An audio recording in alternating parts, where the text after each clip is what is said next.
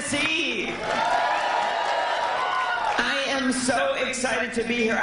Okay, this is maybe the biggest rally at 9 a.m. Okay, that is, who has a rally at 8:30 a.m.? But you guys were here, and it means so much. I think you know with Super Tuesday, 14 states, that's a lot. So we've just come from South Carolina, where I was for most of the week, and then we moved over to North Carolina, where I had a town hall and then an incredible visit to the Woolworths lunch counter. I had never seen that. It was the Greensboro, the sit-in. It was just this incredible experience because they preserved that. And then we were back in Virginia, in Northern Virginia, had a huge event, and then Nashville last night and Knoxville today. So I first of all wanted to thank Jay. What an exuberant introduction. That was so good. Unbelievable. Don't you think he would be a great member of the State House? Then also I wanted to thank LaKenya for her leadership of this county unit here. I was once a Democratic county chair, so I know it's not that easy. Thank you for your work. And then also Knoxville City Council member Lauren Ryder is somewhere around here. Thank you. Thank you so much for being here. And then I also wanted to mention the vice chair of the Knox County Democratic Party, Matt Shears, and his wife Lauren are also here. We have Kelly May, the Knox County Democratic Party Secretary. We have a candidate for Congress, Renee Hoyos, right over here.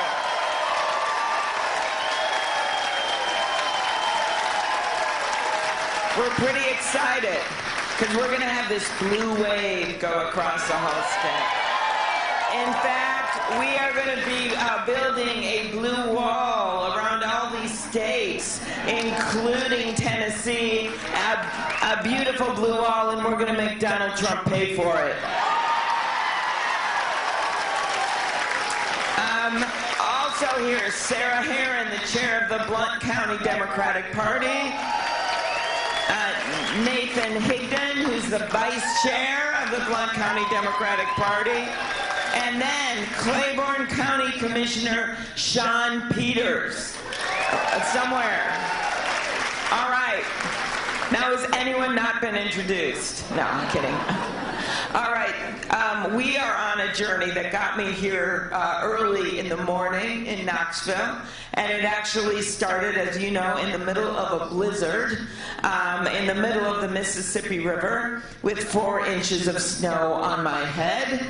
And I picked that place to announce on that island because I want to make the point it is time to cross the river of our divides to a higher plane in our politics. And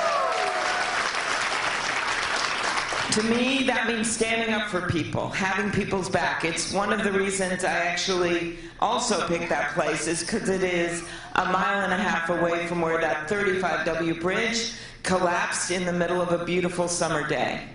And you know a lot about infrastructure in this part of the state and what happens if you don't invest. In this case, this bridge really was an 8-lane highway.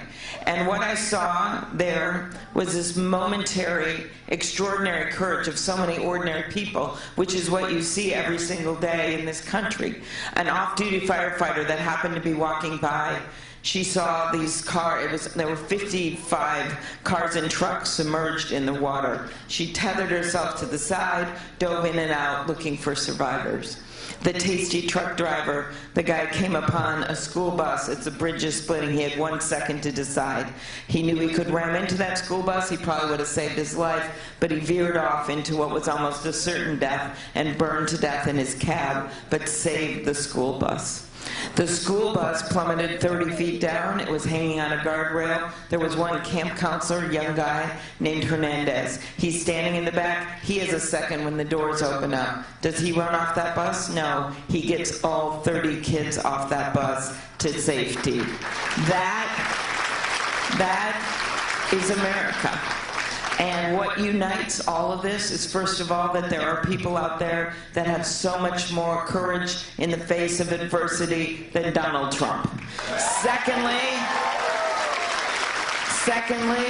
what unites us, whether we are fired-up Democrats or independents or people who want to see a change, some moderate Republicans that can't stand what's going on, what unites us is that we know that the heart of America is bigger than the heart of the guy in the White House. We know that. And we also know, when it comes to this presidential race, that we want to have a candidate that doesn't shut people out.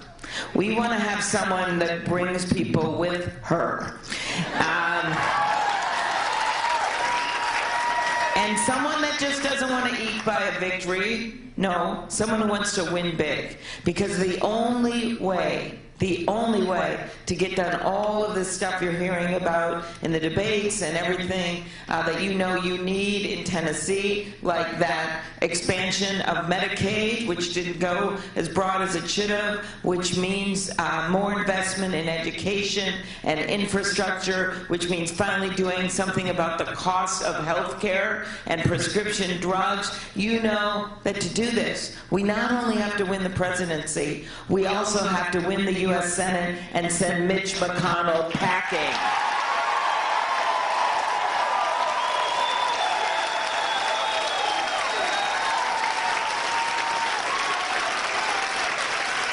Kind of a neighbor, I guess, right? Like you guys get firsthand. You guys get firsthand. Okay, I won't. I'm not claiming him. He's not in your state. Okay, yeah, let's make that very, very clear. Very, very clear. So what we know is that to get things done, these 400 bills that are sitting on its desk, including democracy reform, which would make a huge difference, one of my bills, to automatically register every kid in this country to vote when they turn 18. To reverse the corrosive effects of Citizens United by passing a constitutional amendment to allow that to happen. To get rid of something that has plagued the South, to stop the horrible practice of purging people from the voting roll. Because if we had these reforms in place and it made it easier for every person to vote in one of your southern states, Georgia, I can tell you right now, Stacey Abrams would have been governor right now. But I think we also know that something's happening in the South. Something big. Why do we know that? Well, we'll start in Louisiana, where we just re-elected a Democratic governor. Then you go to Kentucky, where Mitch McConnell now has a Democratic governor. That happened. You look at Virginia, kind of on the edge, where they just flipped the state house and flipped the state senate. So what is happening right now is that we are running candidates that people like in their state. They fit their state. They may not be celebrities. They may not have the biggest bank account, but people trust them, and they know they're going to get things done, and they know that they're going to make change. So no, I don't want to shut those voters out. To me, it is this simple notion that not everyone that watches the debates right now, and by the way, a bunch of people are tuning in that stayed home in 2016. A bunch of people are tuning in that maybe voted for some other candidate or voted for Donald Trump, but they're looking for an alternative.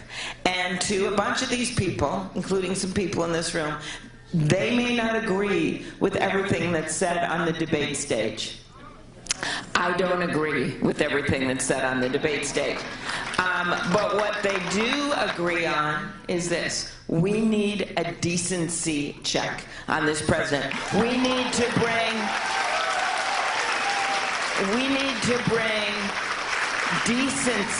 decency back to the White House.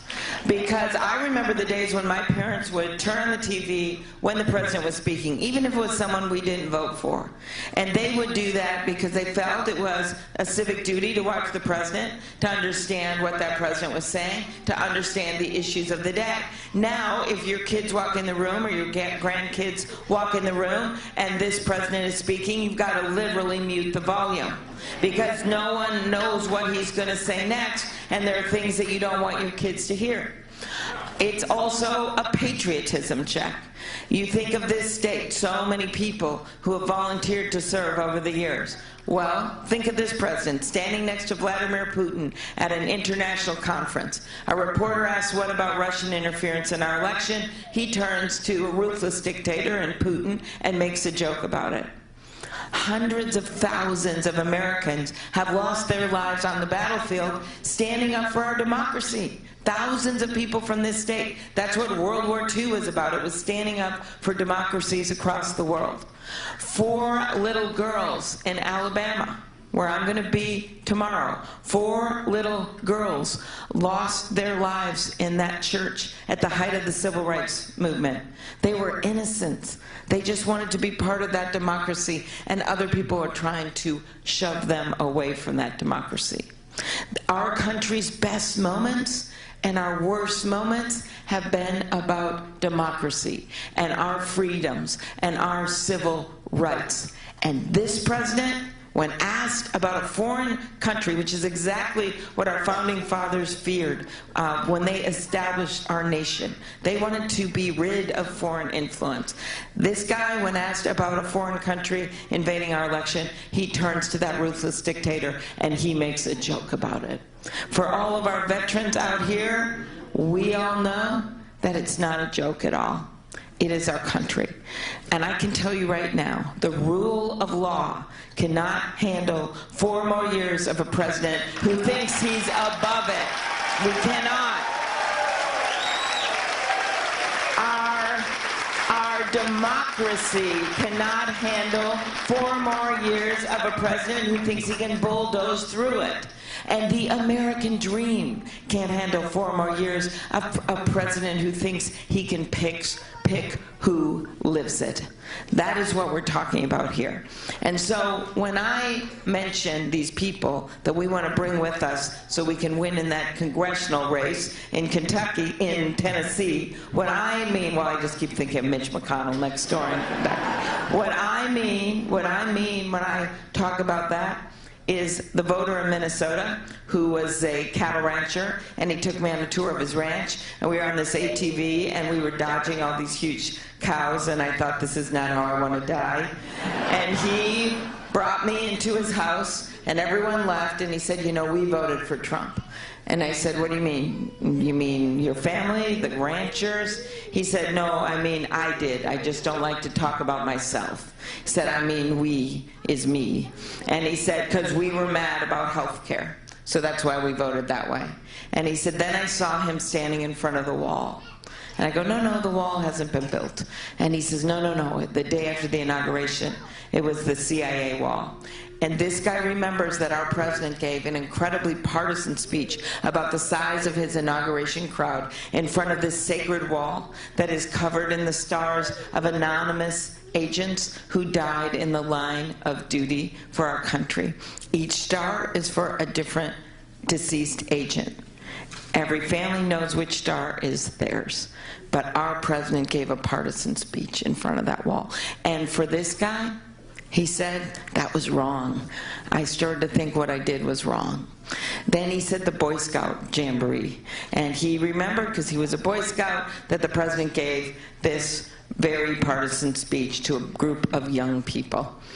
And by the way, I told him my husband had been a Boy Scout. My husband is one of 6 boys. And his parents had 4 boys, and they wanted a girl. She got pregnant again, and they had identical twin boys. And they lived in a trailer home until my husband was in 6th grade with triple bunk beds. And 5 of the 6 boys actually became Eagle Scouts. And I don't like to say which one didn't make it, because I don't want to embarrass my husband.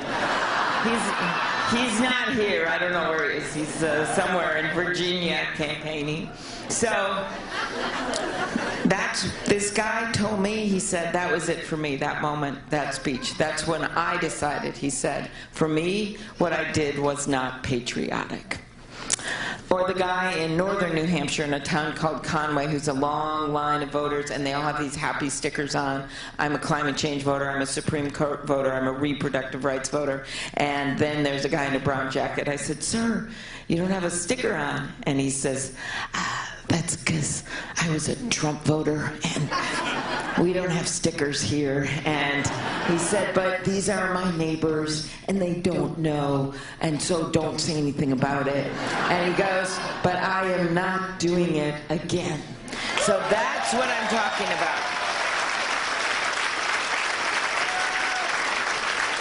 So, if we're going to win and win big, we have to get this and bring people with us. And to do that, I think, first of all, we've got to give an alternative. Now, those debates, I'm sure, have driven some of you a little, like, you're like, seriously? You know, the back and forth, the back and forth. And that's why I have tried my best. I know it does not create viral moments every time. Sometimes it does, but it doesn't create viral moments because I think, one, you've got to give the people watching an alternative to Donald Trump. You have to point out how you're different than him, what you will do differently, and that you also have to have an optimistic economic agenda for the people of this country. So those on the debate stage this time, I did have a photo that went viral of me standing in between two of the participants, the Vice President and Tom Steyer, who were having a really vigorous fight about something, and then you see me smiling in the middle. They're like this, holding on to my podium. And the funny backstory on that is that, well, the president had gone after Mayor Bloomberg for being too short, and the president claimed he was 5'4". So let me tell you this right now. I am the only one on the stage that can claim to be 5'4".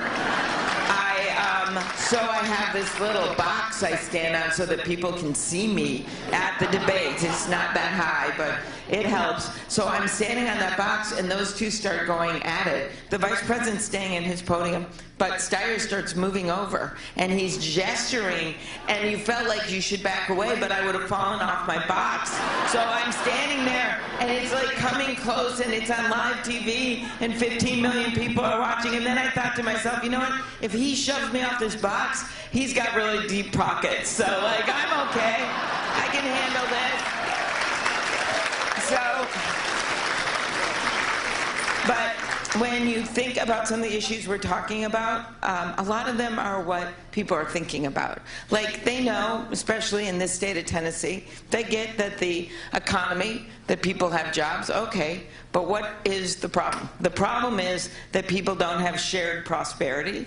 The problem is that it's really hard for people to afford things, even if they have a job. And the problem is that this president literally has not responded to those kinds of things, because they're complicated. You got to work with Congress, you got to figure out how you can bring the cost of premiums down, and you have to pass major legislation to be able to do that. So let's tick through some things. One, less expensive health care.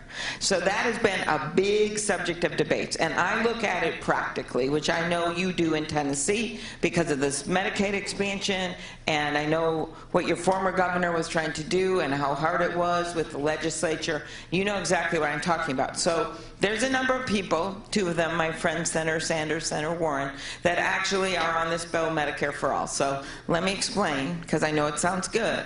But on page 8 of the bill, it says that it will kick people off of their current health insurance, 149 million Americans, in 4 years. It also costs an extraordinary amount of money, leading one to believe it is more of a pipe dream than a plan. But there is something we can do that, to me, is much better, and that is a non-profit public option, something Barack Obama wanted to do from the beginning to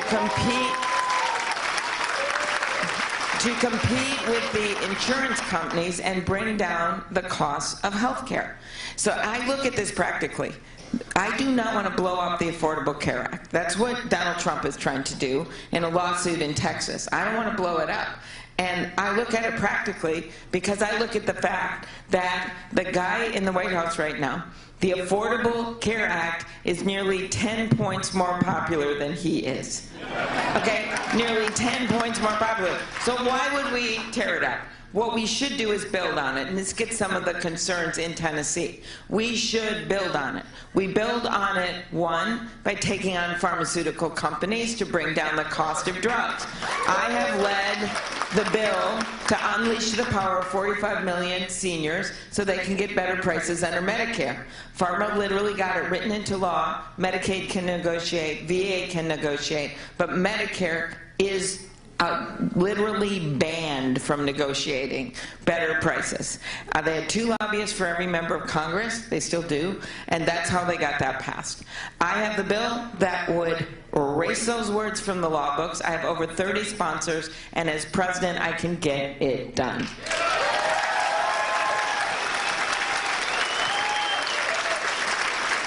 Bringing in less expensive drugs from other countries. In my state, you can see Canada from our porch, and we see those less expensive drugs, and that is why I long led the bill with Senator McCain, who I miss very much, now Senator Grassley.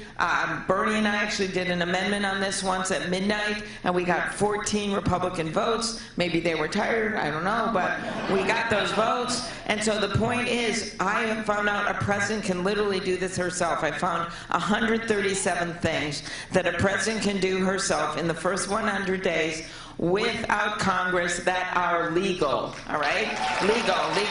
And one of them is to bring in the less expensive drugs to create leverage to bring down the prices on common drugs like insulin.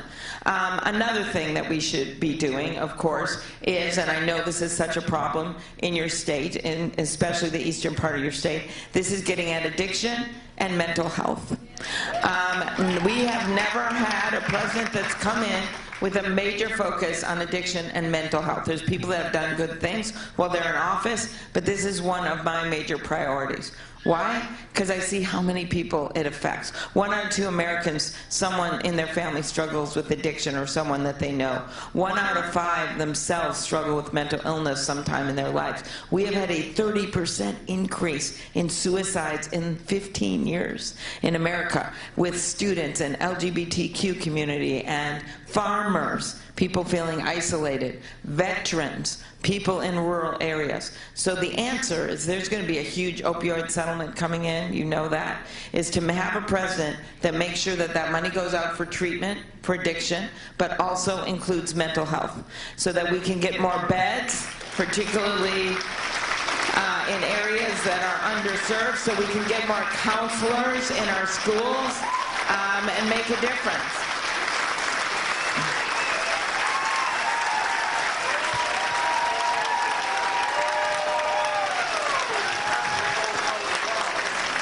Yeah, for me, this is personal. My dad struggled with alcoholism his whole life. By the time my husband and I got married, he had his 3rd DWI, and then the judge looked at him and he said, you know, you got to choose treatment or prison. And my dad chose treatment. And in his words, he was pursued by grace because of his faith, because of the treatment, because of his family and his friends. He is now 91 years old, living in assisted living and sober. His AA group still visits him there, and in his words, it's hard to get a drink around here anyway. Long-term care, another big challenge for our country, and instead of relitigating the Affordable Care Act, we should be working on long-term care. And it's not just an issue for seniors, it's an issue for anyone, people my age, who have kids and then also have parents that they want to make sure can retire in dignity and get the help that they need. So of course this means strong Social Security, so important in this state, strong Medicaid, but it also means thinking outside of the box. How do we make it easier for people to get long-term care insurance if they want to? Well, you help them by bringing down the cost of premiums, and I have a way to pay for this. I like to pay for everything because honestly, Donald Trump has been treating all of you like poker chips in one of his bankrupt casinos. and been greatly adding to the deficit, when in fact there are some really smart ways we can pay for things and also start going down with that deficit by start paying it down. Okay, so the other thing we need to do is have more housing, which I know is a big issue in Knoxville, more affordable housing for really everyone, and I have an expansive plan to do that. But we also want to make sure we have senior housing, because that will free up stock that other people can buy in their houses or get condos and the like. And so senior housing and allowing people to live closer to town would also make a big, big difference. So those are practical things, and I know they don't fit on a bumper sticker, but they are things that people would actually like their president to work on.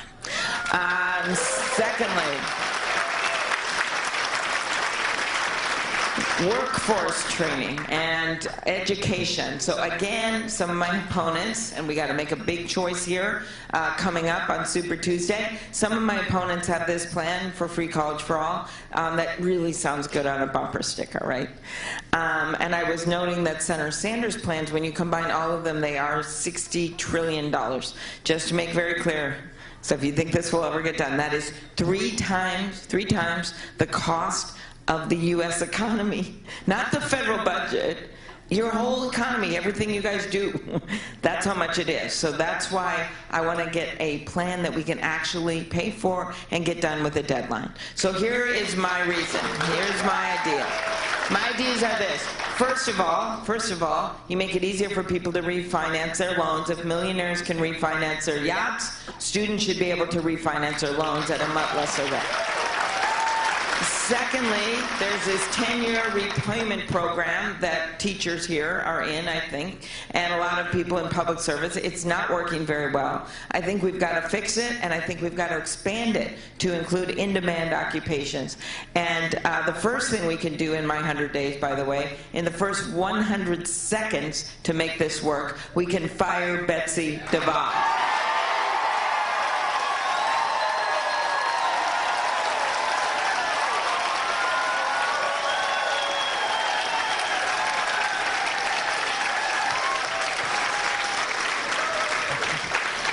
Then, when it comes to education, I would say this. First of all, college, double the Pell Grants. That would help people who need it most in Tennessee to afford it. Go from $6,000 to $12,000 a year. Double the income level from $50,000 to $100,000 a year. So more people, these are not loans, these are actual money to help people afford college. Have it targeted on the people that need it the most, and that's a lot of people. And I would pay for this, about $500 billion, by taking the capital gains rate and putting it closer to the personal rate.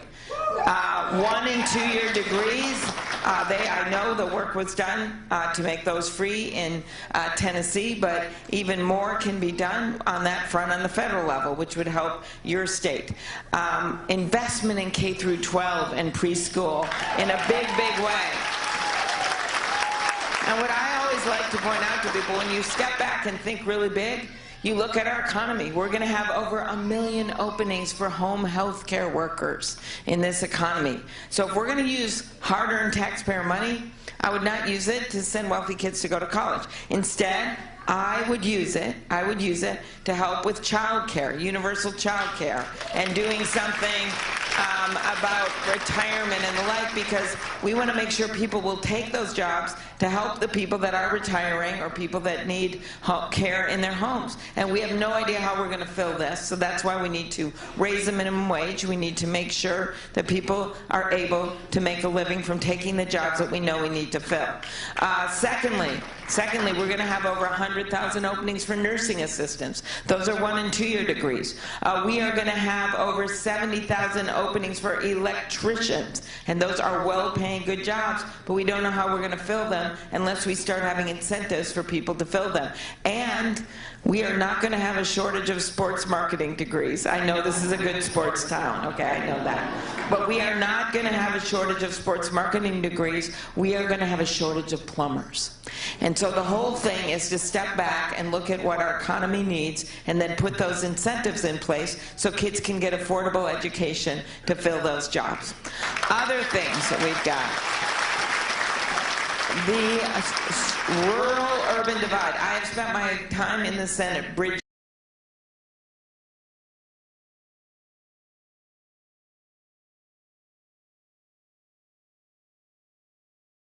house of her uncle, and it was part of my life growing up. And so ever since I've gotten to the Senate, I'm on the Agriculture Committee.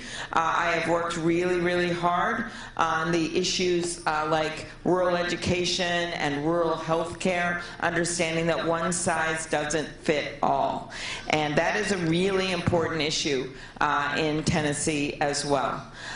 So that's kind of a tour. In addition to that, climate change, which affects every state in the country, and making sure that our solutions work for everyone. And by the way, they can. When we get this money in that we're going to get in, when you put a price on carbon, when you do that, you've got to make sure that that money goes to the people that need it the most. That that money goes for, and there's going to be a lot of money, that it goes to people, and it has to be airtight or we're never going to be able to pass it. That that money goes to people who are working in certain jobs where we're going to see a transition. That that money goes to heating and cooling bills directly as dividends to people. Because we just can't keep going the way we are. We have to get back in the International Climate Change Agreement.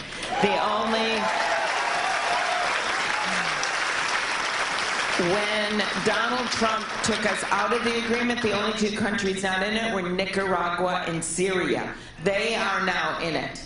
So we are the ones that are not in it. And then it also is going to make, and when I talk about the money going back, I mean it. My grandpa, as noted, was an iron ore miner. And at one point, when the mines would open and close and then other businesses would leave, someone took out a billboard outside of Duluth, and I remember this growing up, and it said, "Last one to leave, turn off the lights." We can't let that happen. So there are ways to do this. And I just want you to know I look at this not just from my head, but from my heart. And I am not going to leave Tennessee or areas of your state. Some will see benefit, some won't. You've got to make sure that that money goes to where people need it. All right, the last thing. To do any of this, we have to win. And we have to win big. And we have to remember as we head into Super Tuesday that what unites our country is bigger than what divides us. And we have to bring people with us. So I thought about this a lot during the impeachment hearing. Result not what I thought it should be, but as I sat there bleary-eyed late into the night, I would look at my colleague's hair and I would be like, because all we talk about with founding fathers, he looks like a founding father. His hair looks like a founding father. But the other thing I thought about was what that whole thing was about, which was about Donald Trump putting his private interests, partisan interests, in front of the interests of our country. And then I thought about other presidents who didn't do that when confronted with major challenges. I thought about Franklin Delano Roosevelt, who got us through one of the worst times in our country's history. And when he died, he was so beloved that they put his body on a train, and the train went from Georgia to Washington, D.C. And people would spontaneously stand up along the tracks to show their respect. And a reporter came across this one guy who had his hat in his hands, and he was sobbing, and regular guy, and the reporter says to him, "Sir, do you mind me asking, did you know the president?" And the guy says, "Oh, no, I didn't know the president, but he knew me. He knew me."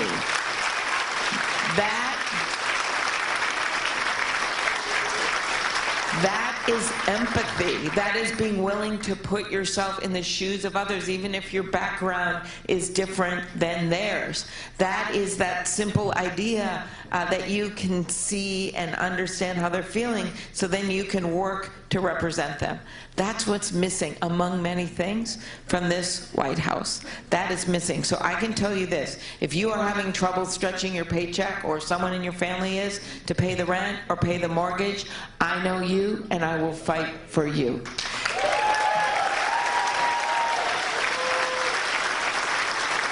If you cannot figure out how to pay for the long-term care for your parents and child care or college for your kids, I know you, and I will fight for you.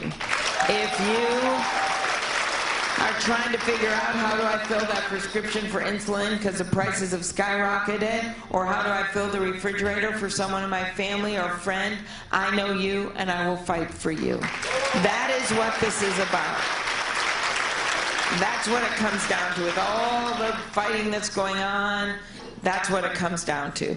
And I can tell you this, if we spend the next 4 months tearing our party apart, we are going to have to spend the next 4 years watching Donald Trump tear this country apart. So I just ask you to talk to your friends, and you've got just a few days here before you vote. And I truly believe that we need someone that unites us and not divides us. That is what I have done in every single race I have ever run. I have won in the reddest of red congressional districts. Not once, every single time. I have won in the rural districts, the suburban districts. I've run where the steel workers are, up in northern Minnesota, in a big, big way, when other Democrats didn't win. I have done it in Michelle Bachmann's district every single time. I have won that district. And I have done it by going not just where it's comfortable, but where it's uncomfortable. I mentioned my husband, the third of 6 kids. When they would go on family trips in their station wagon, they would all pile in, then they go to a gas station, and then they would all pile back in that station wagon. And my husband was always the quiet one, the good boy. And the story is not once but twice they drove off because they didn't notice he was in the car and left him behind at the gas station. I will not leave Tennessee behind at the gas station.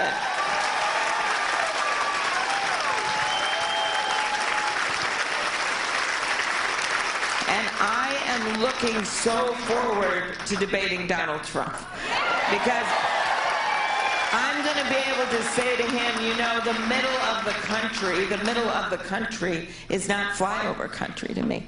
I am going to be able to say to him, you know, your background, you got $413 million from your dad in the course of your lifetime. That was your family's trust. Me, my grandpa worked 1,500 feet underground in the mines in northern Minnesota.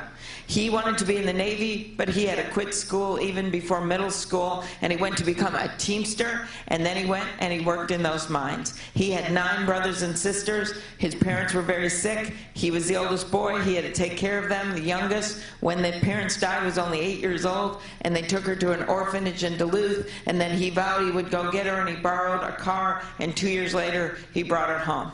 My grandma and grandpa had my dad and my Uncle Dick, and they grew up there in that hardscrabble mining town. But because of unions, that mine became safer. Because of unions, it became safer. And it allowed my grandpa to save money in a coffee can in his basement. And I can tell you, you cannot fit $413 million in a coffee can in the basement. To save money for my dad to go to a 2-year community college. And from there, my dad went to the University of Minnesota. He graduated with a degree in journalism. He covered the world. He got to do all kinds of exciting things. He was an adventurer. But for years and years and years, he covered sports. And he specifically covered the Minnesota Vikings. And just to give you a sense of the grit that I bring to this and the resilience, my dad once wrote a book in the early 80s, which is sadly still relevant today. And it was called, Will the Minnesota Vikings Ever Win the Super Bowl? True story.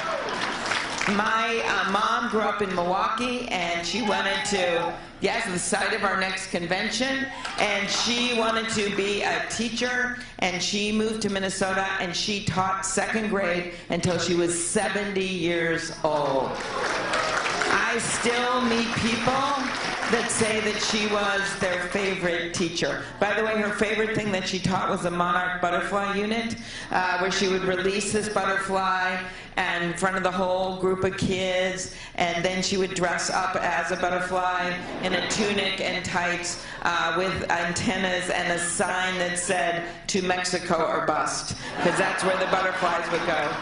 And it was not until she died that I found out why she would always go grocery shopping afterwards. I thought she just thought that was funny in the outfit. When a family came up to me, the mom was sobbing. They were with their son who had severe disabilities. And the mom said, "This is my son. He had your mom in 2nd grade. And she was his favorite teacher. And he loved that butterfly unit." And she said years and years and years later, he graduated. And then he gets a job bagging groceries at the Super Value nearby. And she said, "Your mom, every year she taught that unit, had that outfit on, she would go to his store in the outfit." That's why she did it. She'd get her groceries, and she'd stand in his line and give him a big hug. That was my mom. That is public service. So I stand before you today as the granddaughter of an iron ore miner, as a daughter of a teacher and a newspaperman, as the first woman elected to the U.S. Senate from the state of Minnesota, and a candidate for President of the United States.